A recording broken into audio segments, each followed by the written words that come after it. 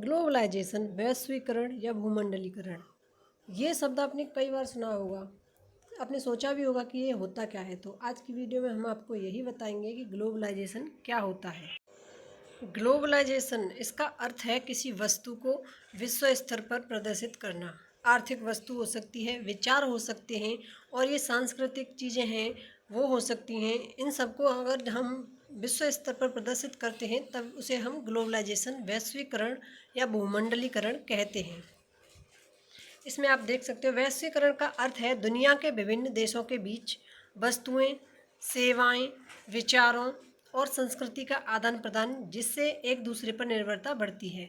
जैसे अब देखते हो दूसरे देशों में और हमारे देशों के बीच आपस में वस्तुओं का आदान प्रदान होता है। विश्व स्तर पर सांस्कृतिक कार्यक्रम वगैरह होते हैं, अंतर्राष्ट्रीय मेले वगैरह लगते हैं, वो भी एक ग्लोबलाइजेशन का हिस्सा हैं।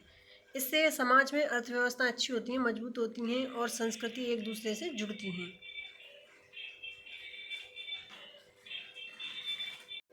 आप इसे और छोटे स्तर से समझ सकते हो। जैसे आपने कोई बिजनेस शुरू किया अपने घर से, फिर आपने धीरे धीरे वो अपने राज्य, अपने शहर में वो बड़ा किया, फिर उसके बाद राज्य में, और फिर उसकी आप डिलीवरी वगैरह जो भी है पूरे विश्व स्तर में, ऑल वर्ल्ड में करना चाहते हैं।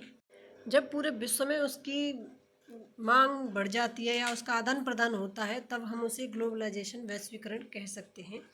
ग्लोबलाइजेशन भी 3 तरह का होता है। इसका देखो यहाँ समझ सकते हो। वैश्वीकरण का शाब्दिक अर्थ स्थानीय या क्षेत्रीय वस्तुओं या घटनाओं के विश्व स्तर पर रूपांतरण की प्रक्रिया है। जो भी स्थानीय मतलब हमारे आसपास की जो भी चीज़ें हैं, वस्तु हैं या कोई घटना है जो विश्व स्तर पर दिखाई जाए, उसे वैश्वीकरण कहते हैं। यह 3 प्रकार का होता है। वैश्वीकरण आर्थिक हो सकता है, जिससे आर्थिक लाभ हो, वो चीज़ें हो सकती हैं।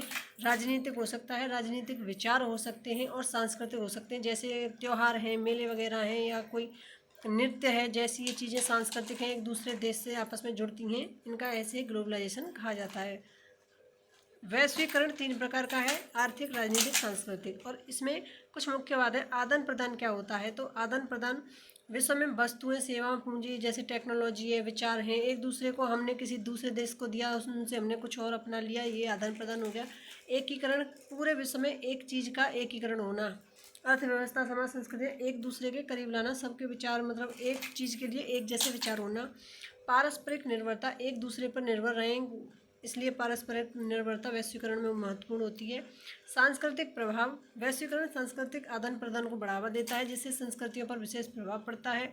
और आर्थिक प्रभाव, आर्थिक प्रभाव तो आप समझ ही सकते हो। जब इतने देश में आदान प्रदान होगा तो इससे एक दूसरे देश आर्थिक रूप से मजबूत होंगे और एक दूसरे पर आर्थिक रूप से निर्भर भी होंगे, और ये आर्थिक विकास को प्रभावित करेगा। धन्यवाद। वीडियो अच्छी लगी है तो वीडियो को शेयर कर दें और चैनल को सब्सक्राइब कर लें।